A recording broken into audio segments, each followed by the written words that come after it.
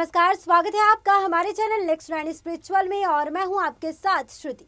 हिंदू धर्म ग्रंथों में कामदेव को प्रेम और आकर्षण का देवता माना गया है। धर्म ग्रंथों में वर्णित कथाओं के अनुसार कामदेव भगवान विष्णु और देवी लक्ष्मी के पुत्र हैं। ऐसा माना जाता है कि कामदेव का विवाह देवी रति के साथ हुआ था, जो कामदेव की तरह ही प्रेम और आकर्षण की देवी मानी जाती हैं। परंतु कुछ कथाओं में कामदेव को स्वयं ब्रह्मा जी का पुत्र भी बताया गया है और इनका संबंध भगवान शिव से भी है। धर्म ग्रंथों में कामदेव का स्वरूप सुनहरे पंखों वाले एक सुंदर नवयुवक की तरह प्रदर्शित किया गया है, जिनके हाथ में धनुष और बाण है। इनकी सवारी तोते को बताया गया है। ये तोते के रथ पर मछली के चिन्ह वाले लाल ध्वज लगाकर विचरण करते हैं। परंतु कामदेव को कुछ शास्त्रों में हाथी पर बैठे हुए भी बताया गया है। कहते हैं कि भगवान शंकर ने अपने तीसरे नेत्र से कामदेव को भस्म कर दिया था। उसके बाद उनके अगले जन्म में उनकी पत्नी रति के साथ कामदेव का पुनः मिलन हुआ। तो चलिए बताते हैं आपको कामदेव और देवी रति की प्रेम कथा क्या है। बात करते हैं कामदेव की उत्पत्ति की। पौराणिक कथाओं के अनुसार एक समय ब्रह्मा जी सृष्टि के विस्तार की कामना से ध्यान मग्न थे। उसी समय उनके अंश से एक तेजस्वी पुत्र काम उत्पन्न हुआ। वो पुत्र कहने लगा कि मेरे लिए क्या आज्ञा है। तब ब्रह्मा जी ने उससे कहा कि मैंने सृष्टि उत्पन्न करने के लिए प्रजापतियों को उत्पन्न किया था, परंतु वे सृष्टि रचना में सफल नहीं हुए, इसलिए यह कार्य अब मैं तुम्हें सौंपता हूँ और इसे पूर्ण करने की आज्ञा देता हूँ। परंतु ब्रह्मा जी की बात सुने बिना ही कामदेव वहां से विदा होकर अदृश्य हो गए। यह देख ब्रह्मा जी को क्रोध आ गया और उन्होंने कामदेव को श्राप दे दिया कि तुमने मेरी आज्ञा का पालन नहीं किया है, इसलिए तुम्हारा जल्दी ही नाश हो जाएगा। यह सुनकर कामदेव भयभीत हो गए और हाथ जोड़कर ब्रह्मा जी के समक्ष क्षमा मांगने लगे। चलिए बताते हैं कहाँ बसते हैं कामदेव। काफी देर तक कामदेव की लगातार विनती करने पर ब्रह्मा जी प्रसन्न हुए और उन्होंने कामदेव को रहने के लिए 12 स्थान दिए। उन्होंने कहा कि हे कामदेव, तुम्हारा निवास स्थान स्त्रियों के कटाक्ष, उसकी केश राशि, उसकी जंघा, वृक्ष, नाभि, जंघमूल, अधर, कोयल की कूक, चांदनी, वर्षाकाल, चैत्र और वैशाख महीना होगा। इसके बाद ब्रह्मा जी ने कामदेव को पुष्प का धनुष और मारण, स्तंभन, जृंभन, शोषण तथा उमादन नाम के 5 बाण दिए।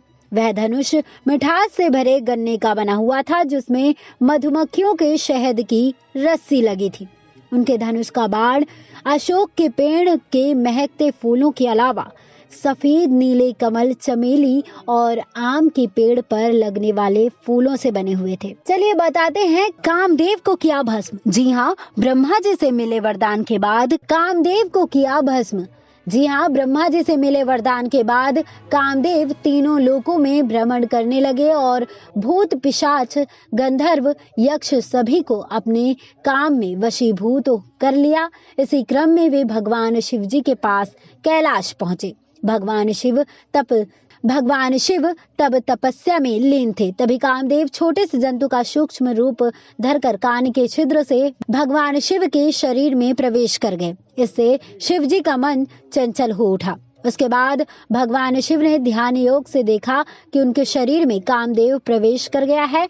जब यह बात कामदेव को पता चला तो वह उसी क्षण भगवान शिव के शरीर से बाहर आ गए और आम के वृक्ष के नीचे जाकर खड़े हो गए। फिर उन्होंने शिव जी पर अपन मोहन नामक बाण छोड़ा, जो शिव जी के हृदय पर जाकर लगा। इससे शिव जी क्रोधित हो उठे और उन्होंने कामदेव को अपने तीसरे नेत्र की ज्वाला से भस्म कर दिया। देवी रति की तपस्या। जी हाँ, जब यह बात कामदेव की पत्नी रति को पता चली तो वह विलाप करती वहां आ पहुंची। तभी आकाशवाणी हुई, जिसमें रति को विलाप न करने और भगवान शिव की आराधना करने को कहा गया। आकाशवाणी सुनकर रति ने श्रद्धा पूर्वक भगवान शंकर की प्रार्थना की। रति की प्रार्थना से प्रसन्न हो शिवजी ने कहा कि कामदेव ने मेरे मन को विचलित किया था, इसलिए मैंने इन्हें भस्म कर दिया। अब अगर ये अनंग रूप में महाकाल वन में जाकर शिवलिंग की आराधना करेंगे तो इनका उद्धार होगा। उसके पश्चात कामदेव भगवान शंकर के आदेशानुसार महाकाल वन चले गए और उन्होंने पूर्ण भक्ति भाव से शिवलिंग स्थापना की और फिर घोर तपस्या करने लगे। कुछ समय बाद कामदेव की तपस्या से प्रसन्न होकर शिवजी ने कहा कि तुम अनंग शरीर के बिना रहकर भी सभी कार्य करने में समर्थ रहोगे और द्वापर युग में कृष्ण अवतार के समय तुम रुक्मणी के गर्भ से जन्म लोगे और तुम्हारा नाम प्रद्युम्न होगा। कामदेव का पुनर्जन्म। जी हाँ, शिव जी के कहे अनुसार द्वापर युग में भगवान श्री कृष्ण और रुक्मणी को प्रद्युम्न नाम का पुत्र हुआ जो कि कामदेव का ही अवतार था, परंतु जन्म के पश्चात श्री कृष्ण से दुश्मनी के चलते राक्षस शंभरासुर ने प्रद्युम्न का अपहरण कर लिया और उसे समुद्र में फेंक दिया। उस शिशु को एक मछली ने निगल लिया और वो मछली मछुआरों द्वारा पकड़ी जाने के बाद शंभरासुर के रसोई घर में ही पहुंच गई। जब यह बात देवी रति को मालूम हुआ तो वह रसोई में काम करने वाली मायावती नाम की एक स्त्री का रूप धारण करके रसोई घर में पहुंच गई। वहां आई मछली को उसने ही काटा और उसमें से निकले बच्चे को मां के समान पाला पोसा। जब वो बच्चा युवा हुआ तो उसे पूर्व जन्म की सारी बातें याद दिलाई। इतना ही नहीं, सारी कलाएं भी सिखाई। तब प्रद्युम्न ने शंभरासुर का वध किया और फिर मायावती रूपी रति से विवाह कर उसके साथ द्वारका लौट आए। जब यह बात देवी रति को मालूम हुआ तो वह रसोई में काम करने वाली मायावती नाम की एक स्त्री का रूप धारण करके रसोई घर में पहुंच गई। वहां आई मछली को उसने ही काटा और उसमें से निकले बच्चे को पाला पोसा। जब वो बच्चा युवा हुआ तो उसे पूर्व जन्म की सारी बातें याद दिलाई। इतना ही नहीं, सारी कलाएं भी सिखाई। तब प्रद्युम्न ने शंभरासुर का वध किया और मायावती रूपी रति से विवाह कर उसके साथ द्वारका लौट आए। डालिए नजर हमारे इस खास रिपोर्ट में। बता दें कि हमें ये पूरी जानकारी वेबसाइट्स और अन्य जगहों से प्राप्त हुई है। जानकारी आपको कैसी लगी आप हमें कमेंट बॉक्स में कमेंट कर जरूर बताएं और इस वीडियो को ज़्यादा से ज़्यादा लाइक करें, शेयर करें और इस चैनल को सब्सक्राइब करें। नमस्कार।